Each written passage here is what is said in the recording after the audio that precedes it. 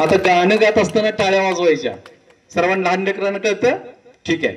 आनंद भरला गाणं येतं का? जोरात म्हणायचं, जोरात, माईकपेक्षा जोरात आवाज यायला पाहिजे आपला. आनंद भरला, आनंद भरला, आनंद पुन्हा भरला. हालेलुया. माझे पाप धुतले, आनंद पुन्हा भरला. आनंद भरला, आनंद भरला, आनंद पुन्हा भरला. हालेलुया. येशूने मला वाचवले, माझे पाप धुतले, आनंद पुन्हा भरला. मार्ग चुकून मी फिरलो, अंधकारातून मी चाललो. मार्ग चुकून मी फिरलो, अंधकारातून मी चाललो. तरी येशूने सोडले नाही, स्वतः येऊन वाचवले. तरी येशूने सोडले नाही, स्वतः येऊन वाचवले. इतका चांगला येशू माझा स्वतः झाला. इतका चांगला येशू माझा स्वतः झाला. आनंद भरला, आनंद भरला, आनंद पुन्हा भरला. हालेलुया. येशूने मला वाचवले, माझे पाप धुतले, आनंद पुन्हा भरला. पापात असणारे, अंधकारातून चालणारे. पापात असणारे, अंधकारातून चालणारे. मी स्वर्गात नवे गीत गातो, मी स्वर्गात नवे गीत गातो. इतका चांगला येशू माझा स्वतः झाला. इतका चांगला येशू माझा स्वतः झाला. आनंद भरला, आनंद भरला, आनंद पुन्हा भरला. हालेलुया. येशूने मला वाचवले, माझे पाप धुतले, आनंद पुन्हा भरला. आनंद भरला, आनंद भरला, आनंद पुन्हा भरला. हालेलुया. येशूने मला वाचवले, माझे पाप धुतले, आनंद पुन्हा भरला. बोले यीशु मसीह के जय.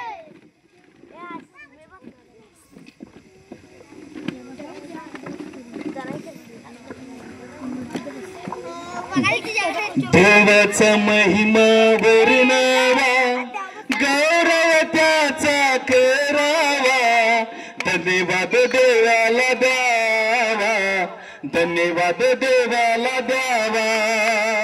देवाचा महिमा वर्णावा, गौरव त्याचा करावा. धन्यवाद देवाला द्यावा, धन्यवाद देवाला द्यावा.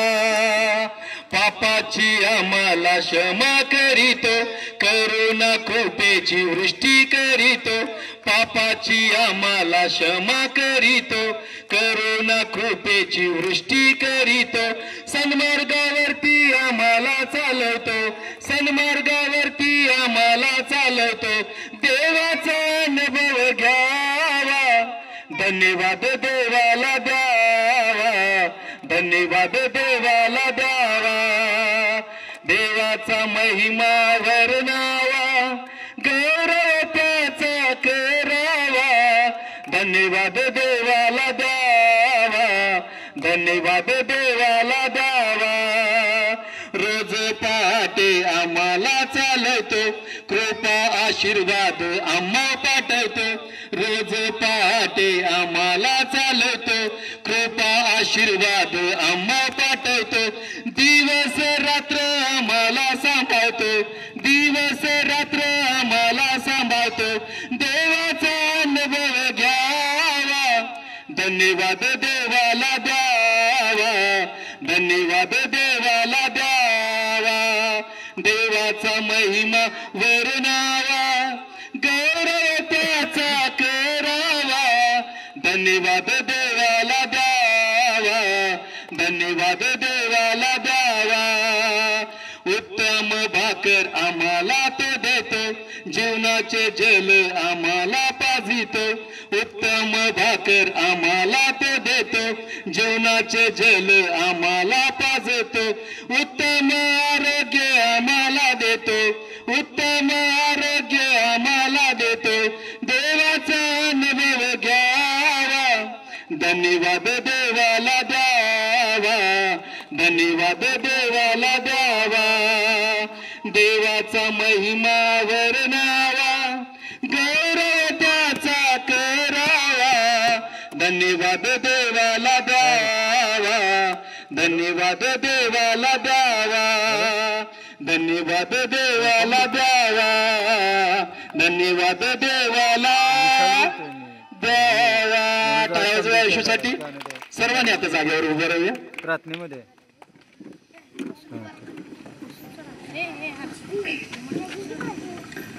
जेव्हा मी पापात होतो, कुकर्मात होतो, आमचे हात पाय मस्तक सर्व शरीर पापमय झालं होतं, तेव्हा प्रभू येशूने या पृथ्वीवरती जन्म घेतला आणि त्याने आम्हाला या सर्व पापातून बाजूला केलं, त्याच्या रक्ताने शुद्ध केलं.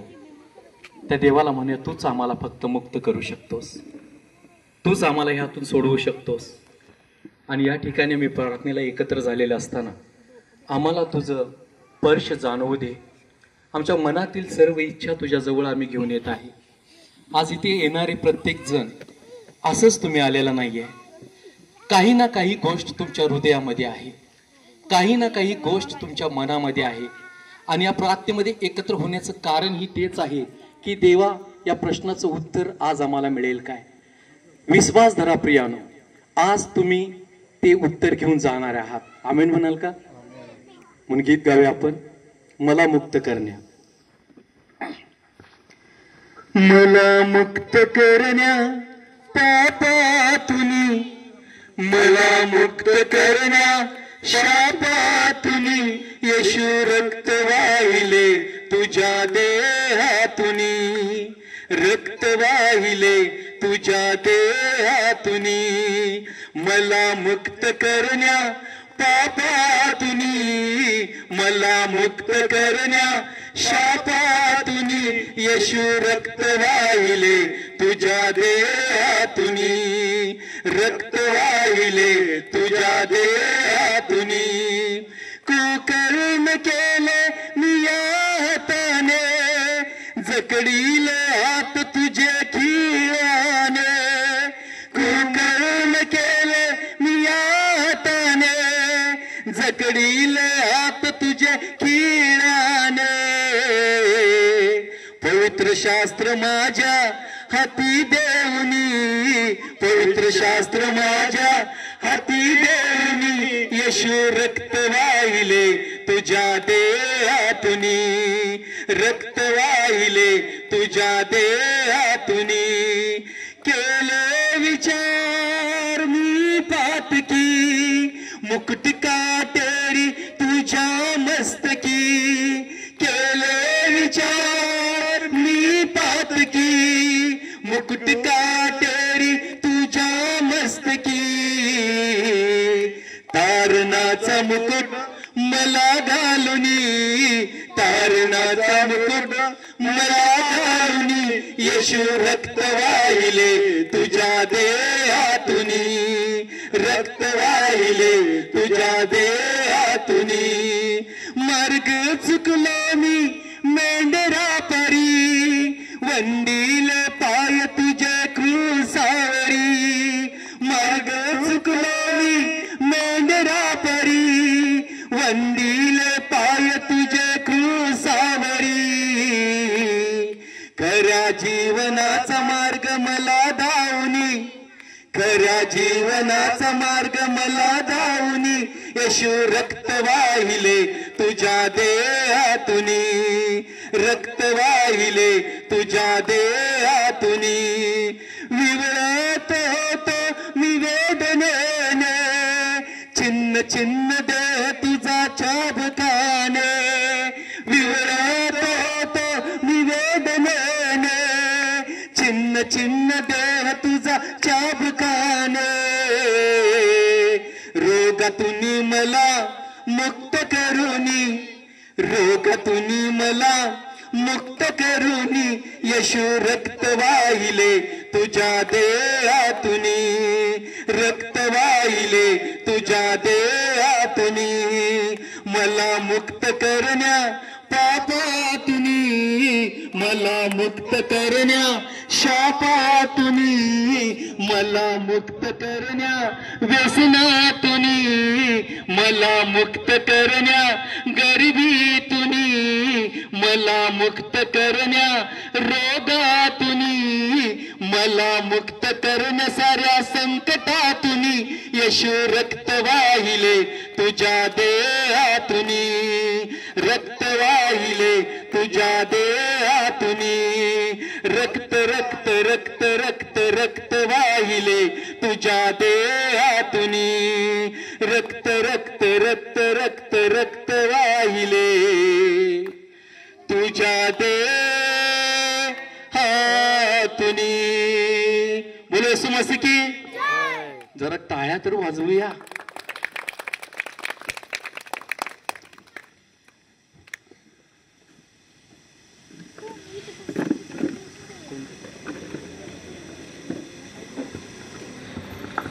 यावेळी आपण वचनाकडे जाण्यापूर्वी आपण या ठिकाणी मध्यस्थीची प्रार्थना करणार आहोत आणि आपल्यामध्ये ज्येष्ठ वडील लोखंडी वडील आहेत त्यांना विनंती करत आहे त्यांनी मध्यस्थीची प्रार्थना करावी. तसेच होणारी महिला सभा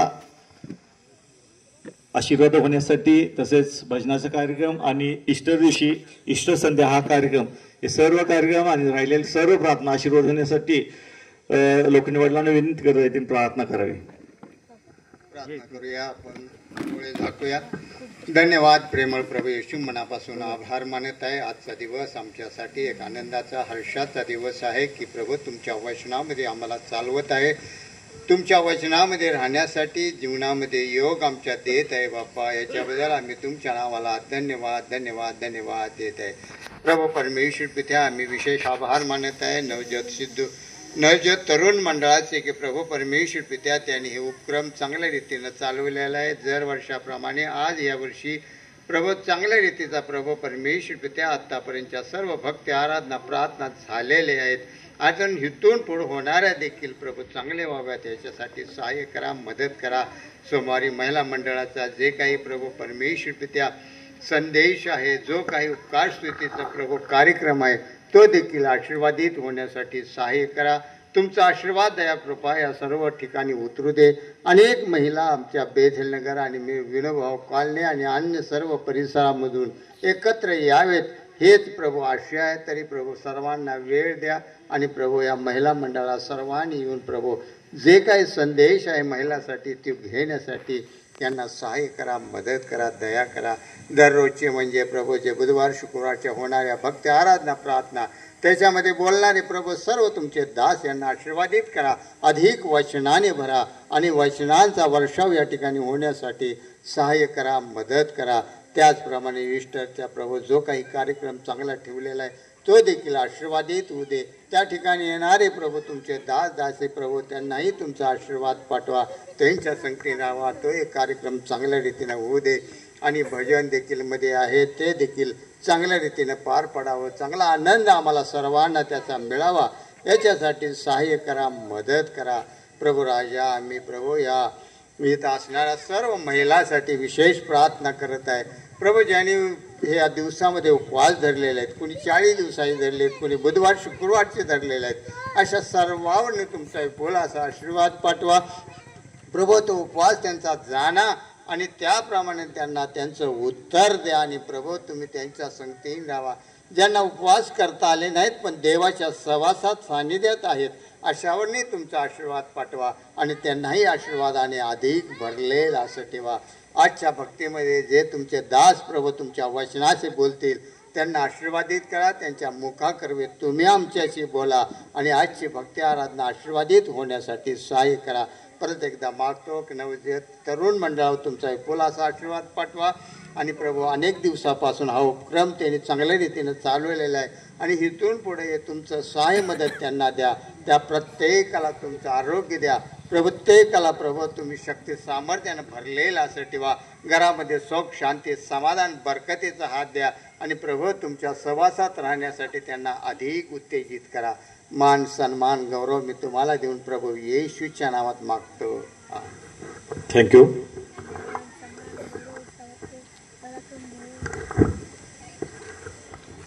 यावेळी आपण पहिले करंदीकरास पहिले पत्र 16 ते 17 तिसरा अध्याय सॉरी पहिले करंदी तिसरा अध्याय 16 ते 17. तुम्ही देवाचे मंदिर आहात आणि तुम्हामध्ये देवाचे आत्मा वास करतो हे तुम्हास ठाऊक नाही काय? जर कोणी देवाच्या मंदिराचा नाश करतो तर देव त्याचा नाश करेल, कारण देवाचे मंदिर पवित्र तेच तुम्ही आहात. वाचलेली गोष्ट परमेश्वर आशीर्वादित करो.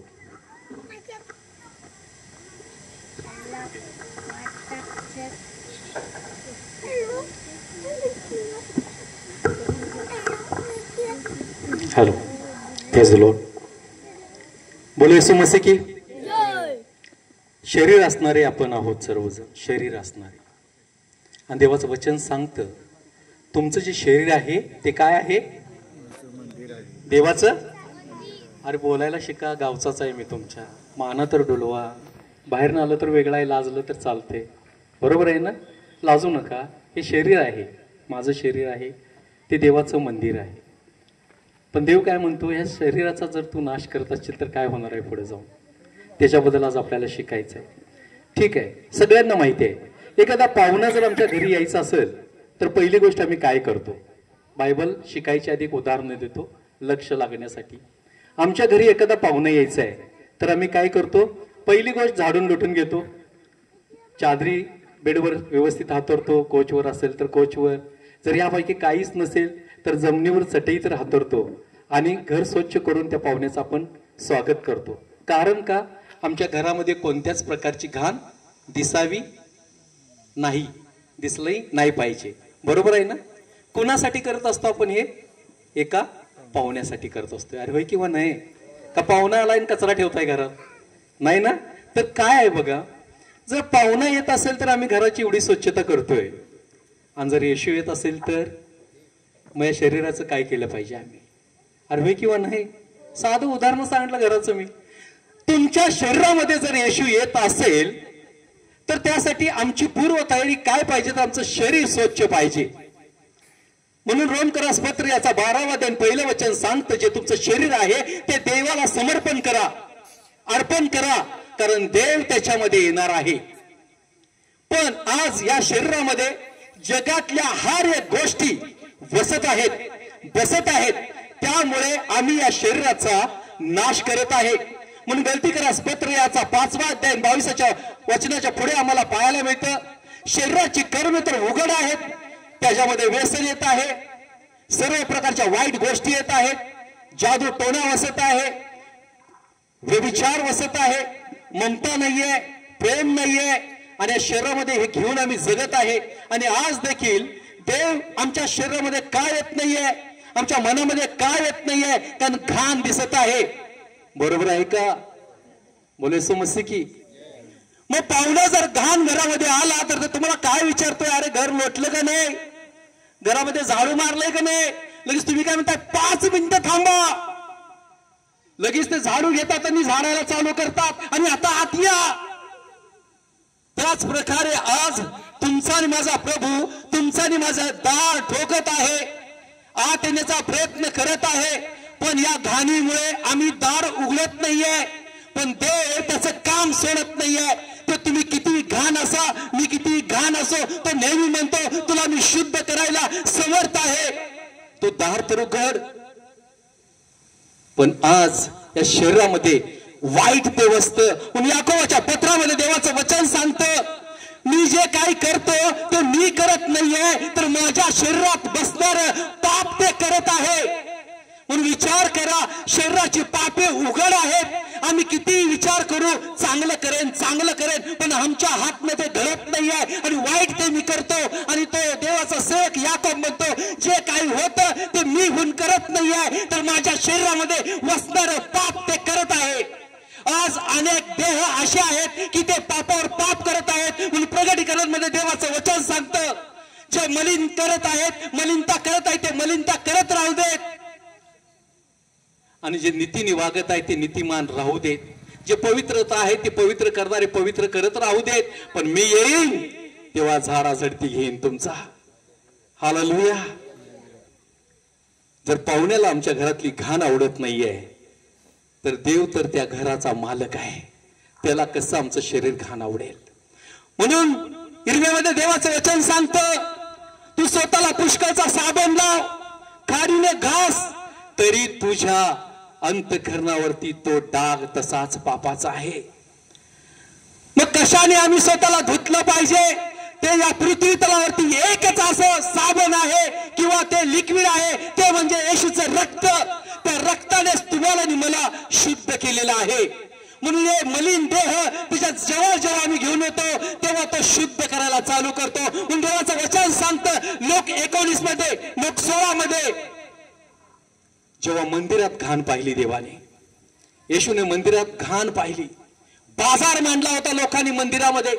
कोणी करुळे घेऊन बसलं होतं, सोनारानं आपलं ते सोनं तयार करण्याच्या गोष्टी घेऊन बसलं होतं, अनेक लोकांनी दुकानं साठली होती आणि देवाने ते पाहिलं, मंदिरात बाजार मांडलेला आहे. तेव्हा त्यावेळेस प्रभू येशूला राग आला, त्याने हंटर उचलला आणि तो हंटर उचलून लोकांवरती उगारलेला नाही आहे, तर तो जमिनीवर उगारला आणि म्हटलं ते सर्व काही कुरडे विस्कटून टाकले आणि तिथे एक शब्द काढला, हे माझ्या बापाचं मंदिर आहे.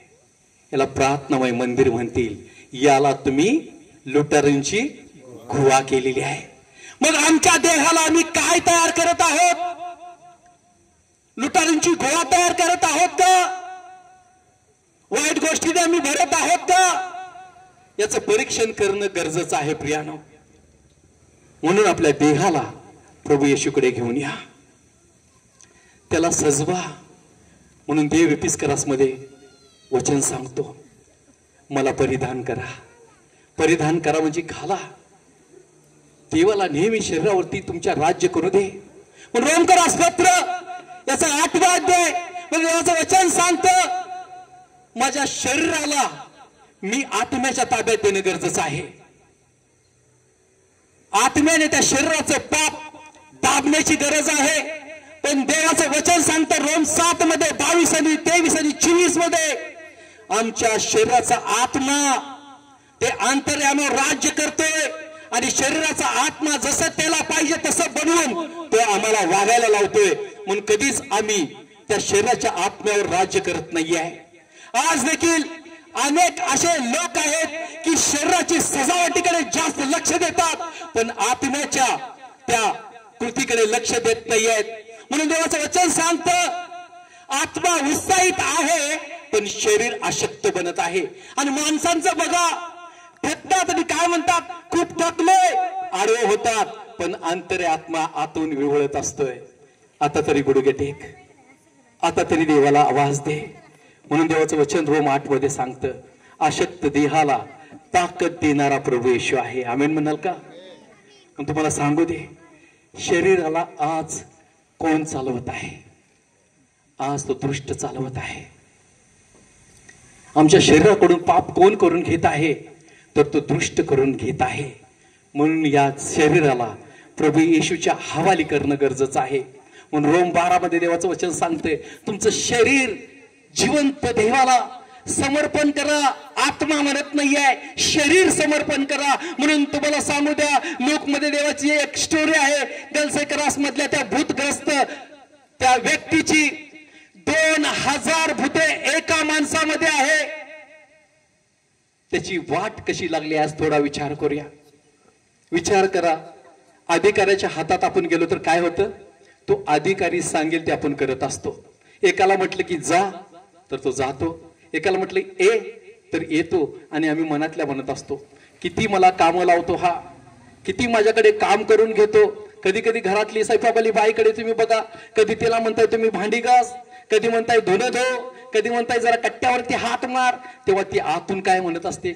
शांतच बसत नाहीये, करते ना मी. त्या प्रकारे या ठिकाणी काय घडत आहे बघा. 2000 भूत त्या व्यक्तीमध्ये होते आणि ते त्याला कसं चालवत होते त्याच्या शरीराला बघा. एक म्हणायचं स्वतःला ठेचून घे, तर दुसरा म्हणायचा स्वतःचे केस उपडून घे, तिसरा म्हणायचा नग्न होऊन फिर, तर चौथा म्हणायचा कब्रस्तानात झोप, तर 5वा म्हणायचा बोंबलत फिर, तर 6वा म्हणायचा लोकांना त्रास दे. मी सांगू शकत नाहीये इतके फरमाईश त्यातले दुरात्मे त्याच्याकडून करून घेत होते. पण त्याचं त्या शरीरावरती कंट्रोल नव्हतं, आत्म्यावरती कंट्रोल नव्हतं. म्हणून हे खूप आनंदी होते. आणि त्यांच्यात भांडणही लागायचे. अरे तुझी इच्छा आता पूर्ण केलाय, माझी कधी करणार?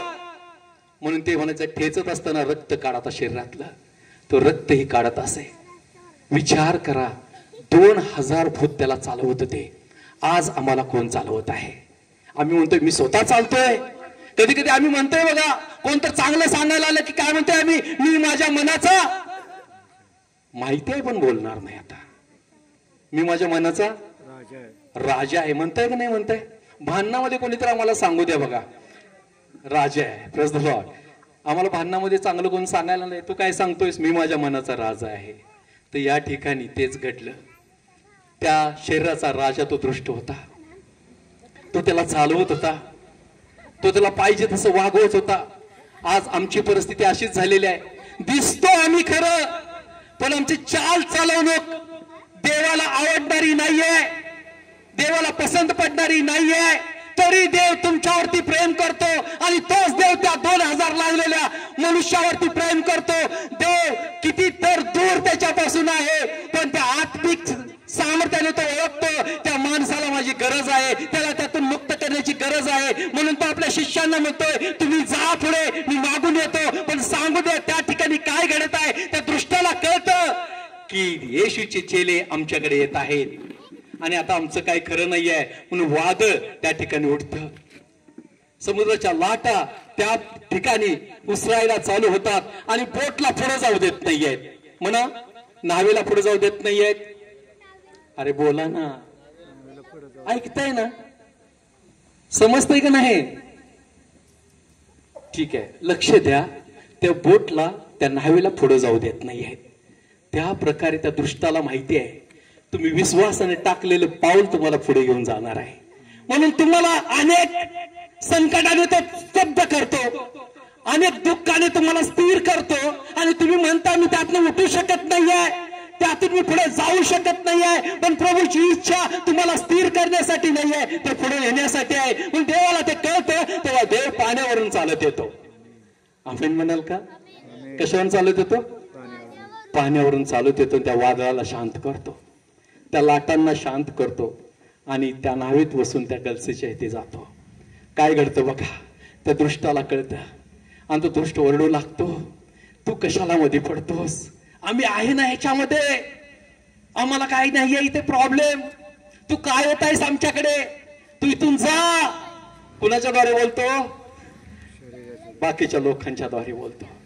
देव त्याला काय म्हणत नसतो, फक्त तो स्थिर राहिलेला असतो. पण त्या दृष्टाला कळतं आता माझं काही खरं नाहीये. आम्ही म्हणाल का? तसं तुम्हाला सांगू द्या, देव तुमच्याकडे येत आहे, देव तुमच्याकडे आलेला आहे. आता दृष्टाचं काही खरं नाहीये, काही चालणार नाहीये. आणि तेव्हा येशू त्याला धमकावत असतो, तेव्हा तो विनंती करतो, प्रभू मी तुला विनंती करतो की आमची एकच इच्छा आहे, आम्हाला त्या कळपात जाऊ दे, आम्हाला त्या कळपात जाऊ दे. आणि त्या ठिकाणी त्या कळपात ते गेल्यानंतर ते कड्यावरून पडून समुद्रात पडतात आणि ते गुदमरून मरतात असं सांगितलेलं आहे.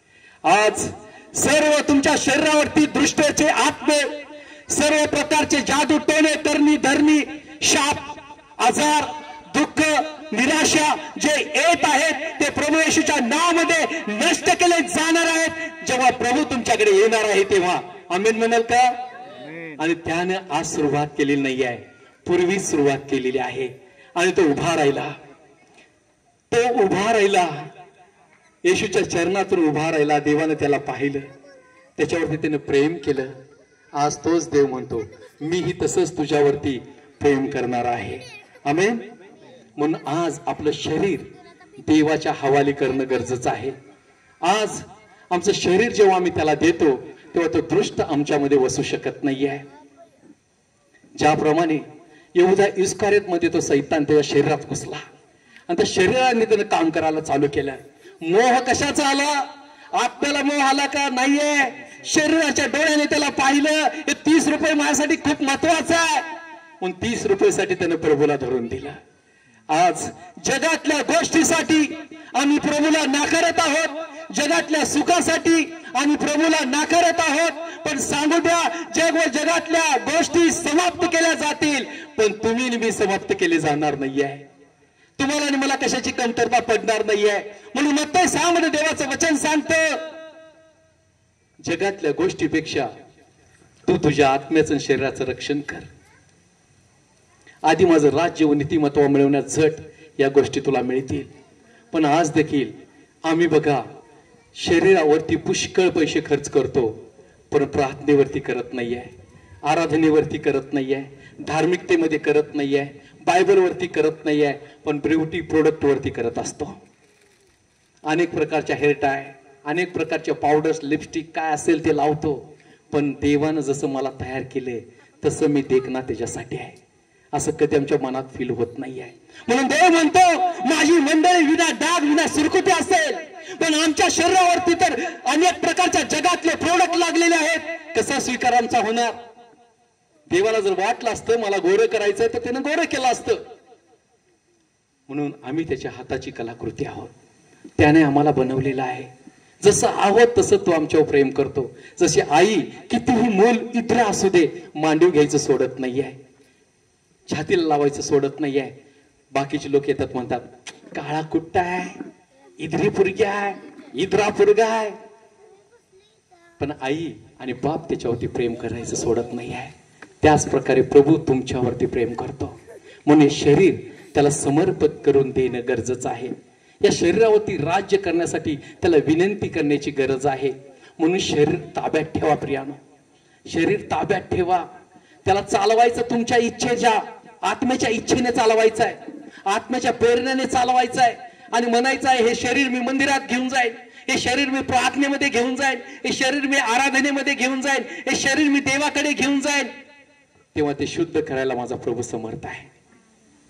सांगू द्या, जेव्हा योबाकडे तुम्ही बघता, अनेकदा तुम्ही स्टोरी वाचलात, पण सैतान त्याच्याकडे बघतो तेव्हा तो परमेश्वराच्या उपस्थितीमध्ये जाऊन म्हणतो, थांबतो. परमेश्वर त्याला म्हणतो माझा सेवक योबाकडे तुझं लक्ष गेलं का? तो म्हणतो उगाच नाही गेलं, मी त्याला काही करू शकत नाहीये, कारण तू का अग्नीचं कुंपण त्याच्या भोवती, त्याच्या परिवाराच्या, त्याच्या घराच्या, त्या संपत्तीच्या ठेवलेल्या आहेस.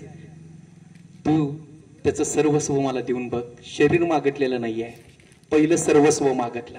तसं जगातल्या सर्व गोष्टीमध्ये त्या सैतानाला माहिती आहे मनुष्य जगातल्या सर्वांसाठी वाटेल ते करेल, या सुखासाठी तो वाटेल ते करेल. पण या ठिकाणी आम्हाला पाहायला मिळते सर्वस्व त्याचं तो काढून घेतो. आपली मुलं लेकरं याच्यावर त्याचं प्रेम होतं तेही त्याच्यापासून काढून मारून टाकतो. तो संपत्ती तिची नष्ट केली जाते तरी तो विश्वासात खंबीर राहतो, तरी स्थिर राहतो. आणि पुन्हा एकदा सैतान वरती जातो. देवदूत त्याला विचारतात काय झालं रे बाबा? तेव्हा त्याने खूप मोठा एक प्रश्न केला. देवाला म्हटला त्यानं तोच्याबद्दल तोच्या, जीवाबद्दल जीव, आत्म्याबद्दल आत्मा देऊन तर बघ तो कसा तुझा अवेअर करेल, कसा तुझा अवेअर करेल. असे कितीतर लोक आहेत की प्रार्थनेमध्ये आहेत, काय मिळत नाही म्हटल्यानंतर दुसरे सल्ले घेतात आणि दुसरे सल्ला सैतान देतोय. लिंबू काप, कांदा काप, कोंबडं काप, बोकड काप. ते करायला मी भेट नाही. पण इथं सांगू द्या, देव त्याला एकच परमिशन देतो, त्याचं शरीर घे, जीव घे, पण आत्म्याला त्याच्या हात लावू नकोस. आता तुम्ही म्हणा जीव म्हणजे काय? रक्त आहे का? रक्तात जीव आहे, श्वास आहे. आणि या ठिकाणी मग सुरुवात करतो त्याच्या त्वचाला छेदायला. गळू येतात, फुटतात, रक्त वाहतं, तरी पण तो त्या विश्वासात डगमगत नाहीये, कारण त्याला माहिती आहे माझा प्रभू या शरीराचा ताबा घेणार आहे. आणि तो म्हणतो प्रभूला मी त्वचा विना तुला पाहीन, म्हणजे त्वचा गळली तरी चालेल तरी मी तुला सोडणार नाहीये. तसं आज या शरीराला तुम्ही म्हणायला शिकलं पाहिजे की हे शरीरा परमेश्वराचं गौरव तू कर. म्हणून देवाचं वचन सांगतं तुझ्या शरीराने माझं गौरव कर, आत्म्याने नाही म्हटलं. जे शरीर जे तुझं आहे त्यानं माझं गौरव कर. मग कसं गौरव करायचं आहे? 2 हात देवानं दिलेले आहे, टाळ्या वाजवायच्या आहेत. 2 पाय दिलेले आहे, हलवायला शिकलं पाहिजे. जे हृदय दिलेलं आहे ते त्याच्यासाठी धडकलं पाहिजे. जे डोळा आहे त्याला पाहण्यासाठी आम्ही आतुर पाहिजे. जे कान आहे त्याची वाणी ऐकण्यासाठी आम्ही स्थिर होणं गरजेचं आहे. आम्ही म्हणाल का? म्हणून शरीर त्याच्या पुढे हालतं डोलतं ठेवलं पाहिजे. या ठिकाणी सैतानाचा नाश झाला, प्रिया पळून गेला, विजयी योबाचा झाला. कधी कधी असंच होतं, आमच्या शरीराबाहेर परीक्षा होत असते. आमच्या सहनशीलतेच्या पलीकडे परीक्षा होत असते, पण योबासारखी अजून सुद्धा परीक्षा मानवाची कोणाची झालेली नाही आहे, आमचीही झालेली नाही आहे. दुःख येतील, निराशा येईल, प्रभूवरचा विश्वास ढळू देऊ नका. शरीराला स्थिर ठेवा. म्हणून आजकालची फॅशन नाही आहे, पूर्वीपासून एक नवीनच एक गोष्ट या पृथ्वीवरती घडली. जो तो येतो शरीरावर टॅटू वाढतो, जो तो येतो शरीरावरती गोंधन करायला चालू केले. पण देव म्हणतो तुझी शरीर ही स्वच्छ पाहिजे, विना डाग पाहिजे. आणि आज शरीरावरती डाग आम्हाला पाहायला मिळत आहेत. काही लोक पायामध्ये दोरा बांध, हातामध्ये दोरा बांध, कशासाठी माहित नाहीये, पण लोक बांधतात म्हणून आम्ही बांधतो. त्या दोऱ्याचा पर्पज काय आहे आम्हाला माहित नाहीये, फॅशन झालेली आहे. अरे जर त्या दोऱ्याने आमचं संरक्षण होत असतं तर प्रभू कशाला खाली आला असता, येशू कशाला खाली असता, दोरेच पाठवले असते ना. म्हणून लोक करतात ते करू नका. शरीराला आपल्या सजवायचं आहे. जसं पेत्र म्हणतो, मी माझ्या शरीराला प्रभू येशू तुझ्या खुना मी धारण करीन. त्या खुना कोणत्या आहेत? अनुवाद 6 मध्ये सांगितलेले आहे. जे देवाचं वचन आहे ते हृदयावर ठसवणं गरजेचं आहे, हातामध्ये ठसवणं गरजेचं आहे आणि देवावर विश्वास ठेवणं गरजेचं आहे. जर शरीर सजेल वचनाने, आत्मा सजेल त्याच्या वचनाने, तर आम्ही शुद्ध असणार आहे. आमेन म्हणाल का? समजतं का? अरे होय किंवा नाही? मागे 2च हात येतात वरती. माझीच मराठी कच्ची आहे मला लँग्वेज माहिती नाही. ठीक आहे, बघूया आपण. देवाला आमचा देह समर्पित करण्याची गरज आहे.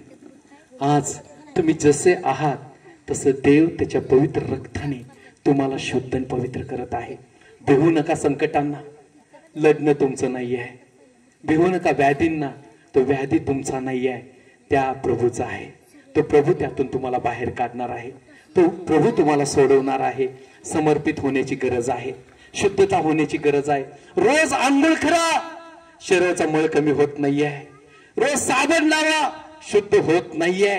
रोज आम्हाला करावी लागते आंघोळ, कारण त्याशिवाय शरीर फ्रेश होत नाहीये. तशी रोज प्रार्थना आणि वचन वाचल्या वाचून शुद्ध आत्मा आणि देह होत नाहीये. आमेन म्हणाल का? समजतं का? म्हणून जेवण नसलं तरी चालेल, प्रार्थना करा. अंघोळ नसले तरी चालेल, प्रार्थना करा. आजार असतील, प्रार्थना करा. झोपेत आहात, उठायला येत नाहीये, प्रार्थना करा. न जाणो कधी तुम्ही उठून पळू लागाल. देवाचं प्रेम तुमच्यावर बरसायला चालू होईल, देवाची कृपा तुमच्यावर बरसायला चालू होईल. म्हणून शरीराचं मार्म खूप मोठा आहे, खूप मोठा आहे. कारण देवाला तुमच्या शरीरामध्ये राज्य करायचं आहे. म्हणून आता आपलं शरीर स्वच्छ करण्याची गरज आहे. ज्याप्रमाणे येशूने ते मंदिर स्वच्छ केलं, तोच म्हणतो आज मी तो हंटर बाजूला सोडून या माझ्या हाताने तुला स्वच्छ आणि पवित्र करत आहे आणि मी तुझ्या देहाला सजवत आहे. आणि जो येशू माझ्या देहाला सजवत आहे तर डाग कुणाच्याला लावता येत नाहीये. जसं आई वडील आपल्या लेकरांना अंघोळ घालतात, पावडर लावतात, सुंदर कपड्याने गुंडाळतात आणि आपल्या मांडीव गिनतीची माया करू लागतात, त्याचप्रमाणे तुमचा आणि माझा येशू त्याच्या पवित्र रक्ताने शुद्ध करून तुम्हाला आणि मला त्याने भावत घेऊन चालू लागलेला आहे. कुठे चालत आहे? तर स्वर्गीय राज्याकडे जात आहे आणि म्हणत आहे तुला या आसनावरती बसायचं आहे आणि तुला राज्य करायचं आहे. तुम्ही राज्य करणारे लोक आहात, पण आम्ही राज्य करायला कसं पाहू? देव म्हणतो तुला राज्य करायचं आहे, कारण तू तुझं शरीर पवित्र ठेवलेलं आहेस. म्हणून तर देव म्हणतो आता मी तुझ्या शरीराला मंदिरासारखं उपयोगात आणेल. एकही घाण त्याच्यामध्ये नसणार आहे, एकही वाईट विचार त्याच्यामध्ये नसणार आहे, कारण ते माझ्यासाठी धुतलेलं शरीर झालेलं आहे. म्हणून तुम्हाला सांगू द्या, देव म्हणतो आता पुढे जाऊन तुझा आत्मा हे देवी माझं मंदिर झालेलं आहे, कारण ते इथं वसत आहे आणि त्याला राज्य करू दे, त्याला मला चालवू दे असं म्हणा. प्रभू मला तू चालवणार आहेस, मला तू घडवणार आहेस, मला तू स्थिर करणारा देव आहेस. आतापर्यंत माझ्या शरीरावरती काय घडलेलं आहे हे तुझ्या वाचून कोणाला माहित नाही आहे. मी माझ्या शरीराला कितीतर वेळेस मलिनतामध्ये टाकलं, कितीतर वेळेस या शरीराचा मी नाश करू पाहिला, कितीतर वेळेस या शरीरामध्ये मी अनेक समस्या घेऊन जगलो. पण प्रभू या वेळेस तुझ्या पवित्र रक्ताने मला तू शुद्ध कर आणि केल्याबद्दल मी तुला धन्यवाद देतो. समर्पण करा प्रभूमध्ये, समर्पण करा. कारण आज देखील तो तुमच्यावरती प्रेम करतो. आज देखील तो तुम्हाला टाकत नाहीये. तुम्ही 7 वेळा पडला तरी तो उचलणार, 70 वेळेस पडला तरी उचलणार. कारण काय? कारण तुम्ही त्याच्या हाताची कलाकृती आहात. त्याने तुम्हाला घडवलेला आहे, मला घडवलेला आहे, आणि तो जो घडवतो त्याला तो बिघडू देत नाहीये. बिघडलं तरी पुन्हा तो उभा करतो, बिघडलं तरी पुन्हा तो उभा करतो. अरे आम्ही 2 वेळ चुकलो तर मारायला भेट नाहीये, 3 वेळ चुकलो तर मारायला भेट नाहीये. तर प्रभू म्हणतो 70 वेळा चुकलास तरी मी तुझ्यावरती 2च व्यक्ती 70 वेळ चुकलास तरी मी तुझ्यावरती प्रेम करतो. आई वडिलांना राग किती होतो विचार करा. मुलगा सारखं जर चावटपणा करायला लागला, फटके मारतील, ग बसतील. पुन्हा चावटपणाला काढला तर काठीच काढतात. चोपतात, शेजारचे येतात, कशाला मारतेस. नाही चावटपणा केला. पण सांगू द्या, आज देखील आमच्यावरती काठी बसलेली नाही आहे. आज देखील आम्हाला त्याने मारलेलं नाही आहे. जर मारायचं असतं तर वधस्तंभाच्या जागी तुम्ही मी खेळलेला असतो. Praise the Lord. खरं आहे ना? आज जर त्याला मारायचं असतं तर त्या वधस्तंभावर तुम्ही मी असतो. म्हणून त्यानं म्हटलं की माझ्या मुलाला ही शिक्षा सहन होणार नाही आहे, माझ्या लेकराला हा वधस्तंभ सहन होणार नाही आहे. परमेश्वरा, मी या मनस्साठी त्या वधस्तंभावर जाईन. मी नवजात तरुण मंडळासाठी या वधस्तंभावरती जाईन. या बसलेल्या प्रियजनांसाठी मी या वधस्तंभावरती जाईन. प्रभू यांना तू माफ कर. म्हणून प्रभू येशूने तुम्हाला आणि मला माफ केलं आणि त्या वधस्तंभाच्या शिक्षेपासून तुम्हाला आणि मला वाचवलं. त्याच्या देहाकडे तुम्ही बघा. छिन्न भिन्न झाला तर माफीचा सागर तोच होता. तीच माफी आज देखील आमच्या जीवनामध्ये कार्य करत आहे. म्हणून तर या देहामध्ये त्याचा श्वास आहे. म्हणून तर या देहाने आम्ही त्याची आराधना करत आहोत.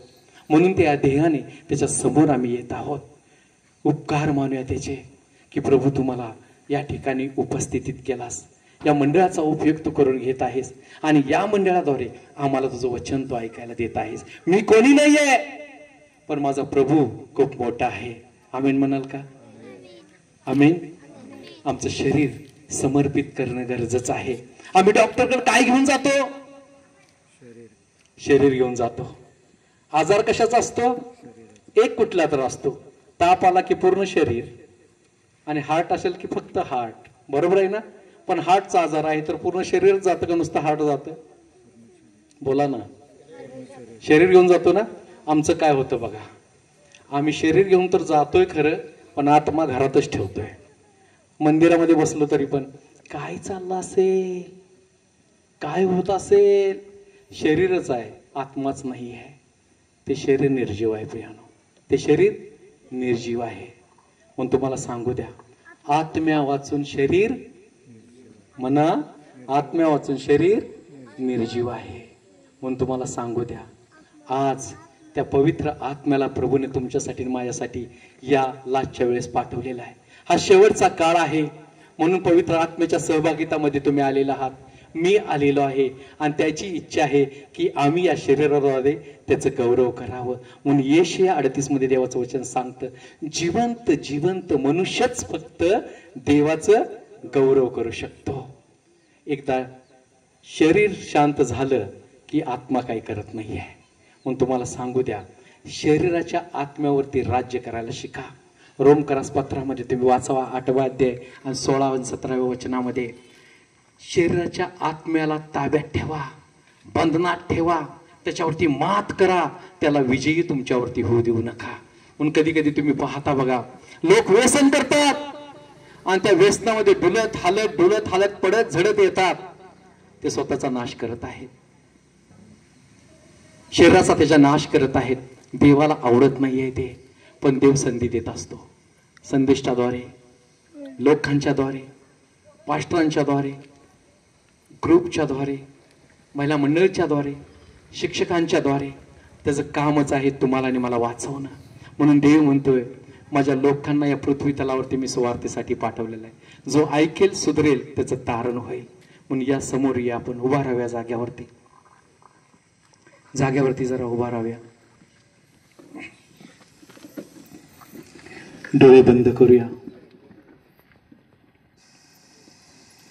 देवाला धन्यवाद देऊया. खरोखरच देवाने आजच्या रात्रीमध्ये तुमच्याकडे पाहिलेलं आहे. तो आज तुमच्या शरीरामध्ये ताकद प्रदान करायला तयार आहे. तो आज तुमच्या शरीरामध्ये राज्य करायला तयार आहे. खऱ्या अर्थाने त्याला आरोळी मारूया. समर्पित स्वतःच्या जीवनाला करूया. समर्पित आपल्या शरीराला करूया. त्याला जसं शरीर आवडतं तसं बनवण्यासाठी त्याला विनंती करूया आणि म्हणूया, प्रभू तू माझा राजा आहेस. प्रभू तू माझा राजा आहेस. राजा यीशु तू है, राजा यीशु मेरा तू है. राजा यीशु तू है, राजा यीशु मेरा तू है. तेरे आसन के पास आऊं, महिमा मैं तेरी गाऊं. तेरे आसन के पास आऊं, महिमा मैं तेरी गाऊं. तेरे ही सामने मैं सर को झुकाऊं. तेरे ही सामने मैं सर को झुकाऊं. राजा यीशु तू है, राजा यीशु मेरा तू है. स्वर्गदूतों के समान महिमा मैं तेरी गाऊं. स्वर्गदूतों के समान महिमा मैं तेरी गाऊं. आदि ही तू है, अंत भी तू है. आदि ही तू है, अंत भी तू है. ये बात मैं यीशु सबको बताऊं. राजा यीशु तू है, राजा यीशु मेरा तू है. सर्व समर्थ प्रभू येशू, तुला धन्यवाद देतो. या ठिकाणी तुझ्या प्रिय लोकांना तू एकत्र केलंस. लहान लेकरांना तू एकत्र केलंस. मजसाठी परमेश्वरा, हे तुझ्या वचनाचं तू दार उघडलंस, म्हणून तुला धन्यवाद देतो.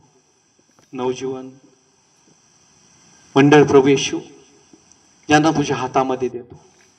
त्याने केलेला संकल्प तू पाहिलेला आहेस प्रभू. या संकल्पनामध्ये जे सामील होत आहे तुझे दास दासी, त्यांना तू आशीर्वादांनी भरणारा देव आहेस. येणाऱ्या दिवसामध्ये महिला मंडळासाठी येणारे तुझी वक्ते, त्यांनाही तू आशीर्वाद दे. आता मी विनंती करतो, या ठिकाणी जे तुझे प्रियजन या ठिकाणी एकत्र आहेत, त्यांच्या अंतःकरणाचा हर एक शब्द तुला माहीत आहे. हर एक समस्या तुला माहीत आहेत. हर एक दुःख तुला माहीत आहेत. अनेक प्रकारच्या परमेश्वरा त्रासात ते जीवन जगत आहेत, तेही तुला माहीत आहे. ओ करुणेचा सागरा माझ्या प्रभू येशू, तू त्यांच्यावरती तुझी कृपा नजर कर. त्यांना या प्रार्थनेमध्ये मोकळता केल्याबद्दल मी तुला धन्यवाद देत आहे. मी धन्यवाद देत आहे. आजार कितीही मोठा असू दे, त्यांचं मन चलबिचल होत आहे, पण प्रभू येशू त्या प्रत्येक आजारातून यावेळेस तुझ्या फटक्याने त्यांना तो आरोग्य दिल्याबद्दल मी तुला धन्यवाद देत आहे.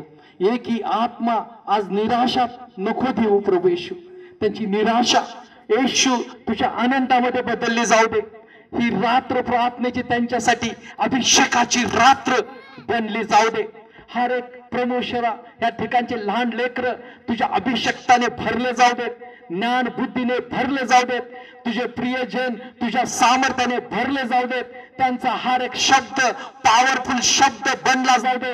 हर एक शरीराच्या बंधनातून तू त्यांना सोडवल्याबद्दल मी तुला धन्यवाद देतो. या शरीरामध्ये तू ताकद दे. प्रत्येक परमेश्वरा शरीराला डिस्टर्ब करणारा, अशक्त करणारा, आळसामध्ये टाकणारा शैतानाच्या प्रत्येक त्या दुष्ट आत्म्यांना मी येशूच्या नावामध्ये धमकवत आहोत. धन्यवाद येशू, धन्यवाद देतो. तुझ्या पवित्र आत्म्याची मोकळीकता यामध्ये तू दे. प्रत्येकाला परमेश्वरा तू स्पर्श करत आहेस, म्हणून तुला धन्यवाद देतो. इथून पुढची वेळ मी तुझ्या हातामध्ये देतो, येशूच्या नावामध्ये, आमेन.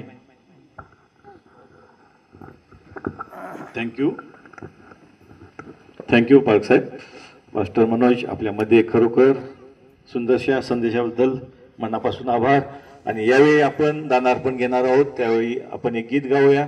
आणि मी पुन्हा एकदा पास्टरांना विनंती करतो, त्यांनी एक गीत सादर करावे, त्यावेळी दानार्पण होईल.